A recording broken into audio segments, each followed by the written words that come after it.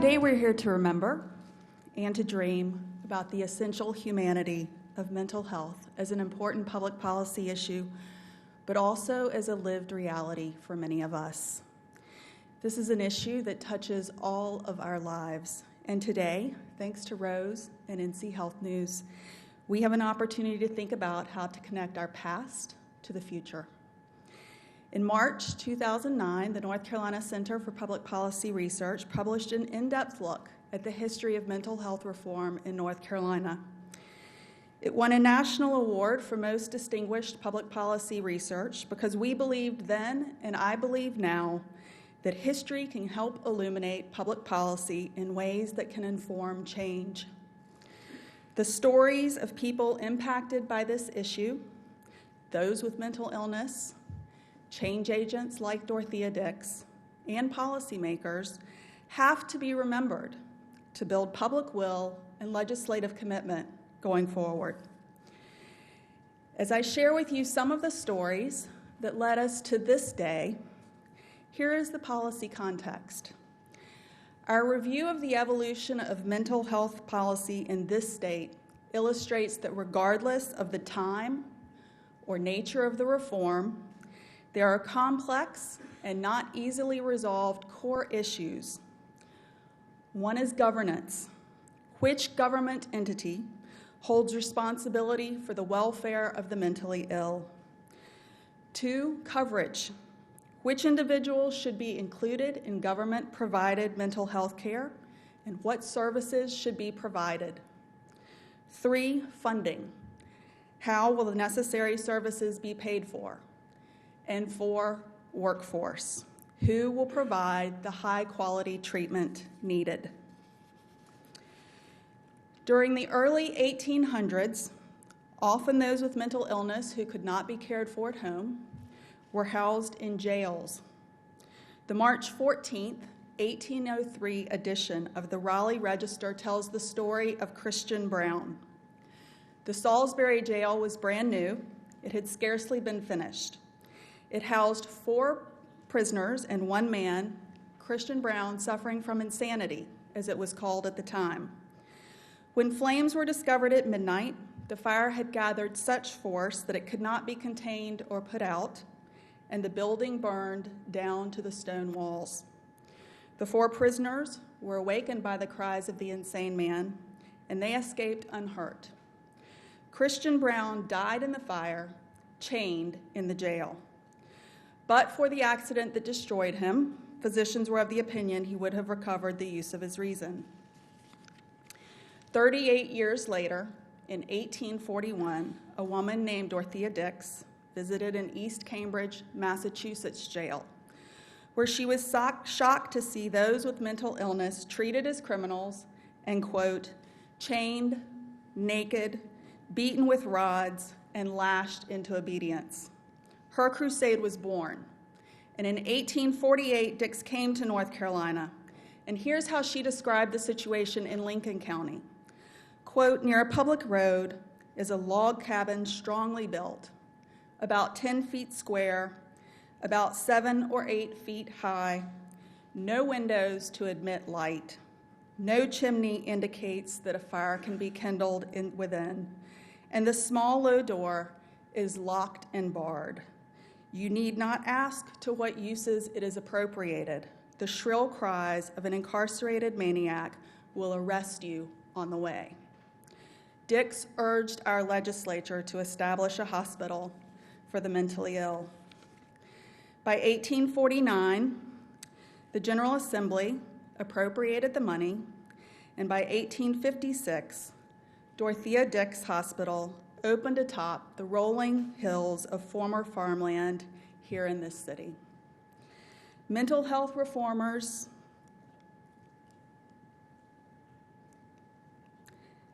like Dix undertook to build a system of public mental health hospitals to care for and treat citizens with severe and persistent mental health disorders. But the asylum movement fell short for the systemic reasons that I mentioned before: governance and coverage. Local governments were unable to provide services for those who could be treated locally, and this led to overcrowding at state institutions. workforce with staff shortages, high turnover, poor working conditions, and inexperience, and funding, as asylums had to deal with delinquent payments from localities and inadequate state appropriations. The history of reform shows that improving the treatment and care of the mentally ill is a complex process that has evolved incrementally, sometimes with major leaps forward, followed by substantial retreats.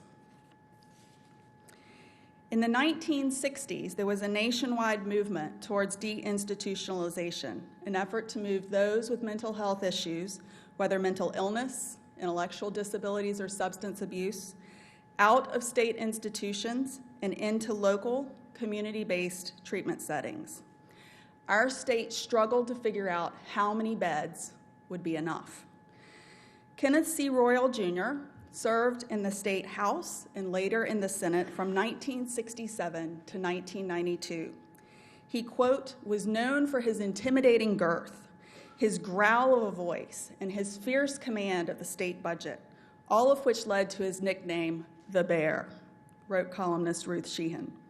But when it came to mental health, Senator Royal was more of a teddy bear. Royal's son recalls driving with his dad past Cherry Hospital, one of the state's psychiatric institutions. The father recounted to his son why it was important to him to take members of the budget committee to see the hospitals. Quote, before we can allocate any money for the state, Senator Royal said, we are going to tour the mental health facilities and those facilities where people cannot take care of themselves. We are going to take care of these people first. Royal and his Appropriations Committee visited all of our state psychiatric hospitals across North Carolina. I wonder how many candidates in this election cycle have visited even one. In the 1990s, as part of a team of Carolina legal assistants, a mental disability law project, I represented consumers being treated at Dix. For many, Dix was a safe haven, a place to live life. I represented a teen who wanted to start a rock band and hold practices in the basement of the Cherry Building. I represented those with intellectual disabilities who were being treated as if they were mentally ill, and the hospital worked to learn to provide appropriate support for them.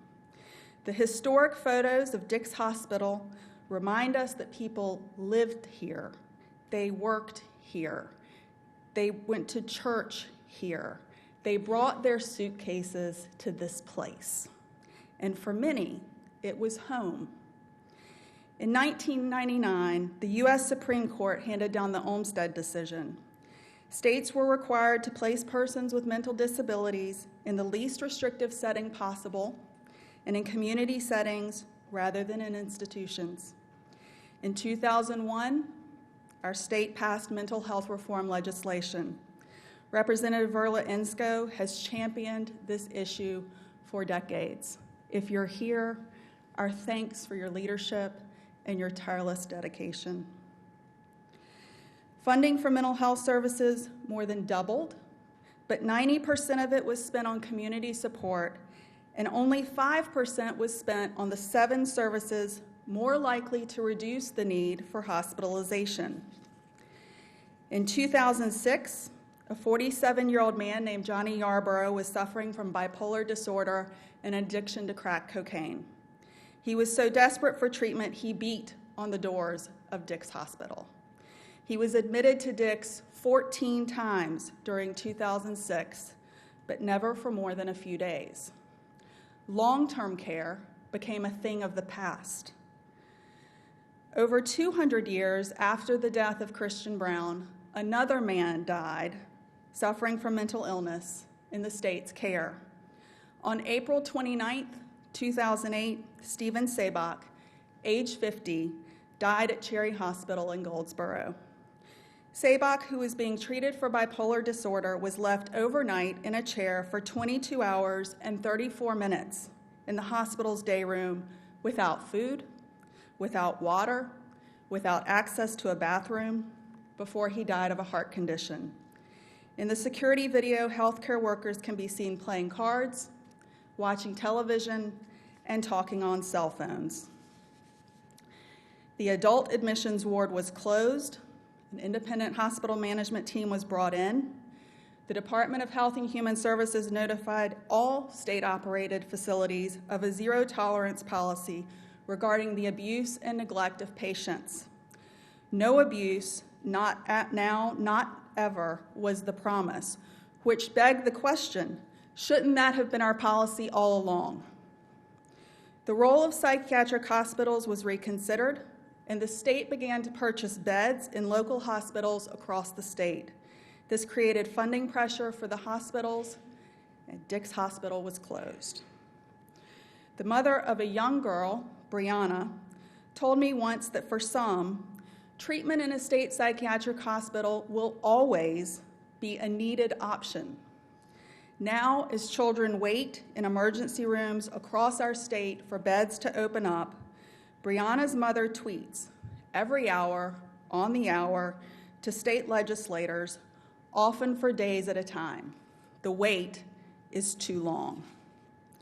Governance, coverage, funding, workforce. Our public policy choices over time impact the lived realities of people we want to remember now as we think about the future. The lives lived on this Hill can and should inform public policy in the 21st century. Mark Long saw it all in his 30 years as a consumer of mental health services in North Carolina. He was admitted to every state psychiatric hospital, including Dix Hill. He lived in group homes and on the street. He tried nearly every treatment that was available. Diagnosed with paranoid schizophrenia as a young man, Mark spent most of the 1970s and 80s in and out of psychiatric hospitals. Of the shift to community services in the 90s, he says, I felt like a yo-yo. I would bounce into one situation and then I would bounce back out. I went from being in a hospital to being back in the community every few months. After making a third attempt to take his own life, Mark Long left the family care home where he was living, walked down the street, and found residential treatment services of Alamance. After he learned to live independently, Mark enrolled in UNC Greensboro, graduating with a degree in social work. He became one of the first peer support specialists in our state. Mark says, to the people I work with, I can be as important as someone with a master's degree in social work or a psychiatrist. It's my life and experiences that allow me to connect with consumers in a different way and offer the kind of help another professional can't. He is a leader, once serving on the state's Consumer and Family Advisory Committee. His community-based treatment is his community-based life. History has much to teach us about our efforts to reform the mental health system in North Carolina since Dorothea Dix charted this path. The stories remind us of the public in this important public policy, like Christian, Johnny, Stephen, Brianna, Mark, and so many others. For me, the lesson learned is that empowering consumers will lead to stronger, more enduring public policy solutions going forward. But it will take all of us, family members, advocates, providers, funders, and policymakers working with consumers to build a lived experience going forward that Dorothea Dix would be proud of. Lives on the Hill is a production of UNC TV in association with North Carolina Health News. Funding for Lives on the Hill is provided by the financial contributions of viewers like you, who invite you to join them in supporting UNC TV. Additional funding is provided by Dix Park Conservancy, NAMI North Carolina, the City of Raleigh, Health Decisions Resources, and by the following.